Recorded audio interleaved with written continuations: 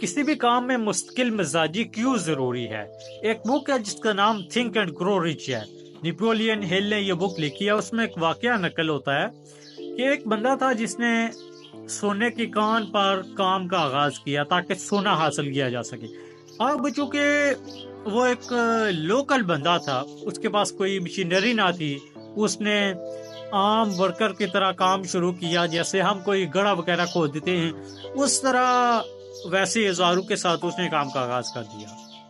تھوڑے عرصے کے بعد اسے یہ احساس ہوا کہ وہ یوں سونا حاصل نہیں کر سکتا۔ اب اس نے اپنے دوستوں، رشتہ داروں، بہن بھائیوں سے پیسہ اکٹھا کیا اور مشینری خریدی۔ مشینری خریدنے کے بعد وہ اس کان پر وہ مشینری لے گیا، وہاں مشینری ایڈجسٹ کی، کام شروع کر دیا، کرتا رہا، یوں ہی بہت ٹائم گزر گیا اور وہ ہمت ہار گیا۔ اب کامیابی اس کے پاس آ چکی تھی، اس کے سامنے مشکلات تھیں، وہ مشکلات سے ہار گیا، مستقل مزاجی سے نظریں چرانے لگا، کام چھوڑ دیا، مشینری بیچ دی، گھر چلا گیا۔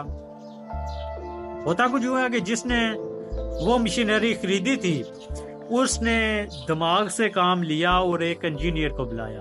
انجینئر سے پوچھا کہ بتاؤ یہاں سونے کا کیا حساب کتاب ہے؟ انجینئر نے حساب لگا کر بتایا کہ جہاں پر اس بندے نے کام چھوڑا ہے اس سے 3 فٹ آگے سونے کے ذخائر موجود ہیں۔ وہ سونا اب انہوں نے حاصل کر لیا تھا۔ دوستو، اس کہانی کا نتیجہ یہ ہے کہ جہاں سے ہم کام چھوڑتے ہیں وہی گیم چینجنگ پوائنٹ ہوتا ہے، وہیں سے ہماری زندگی کی کہانی بدلتی ہے۔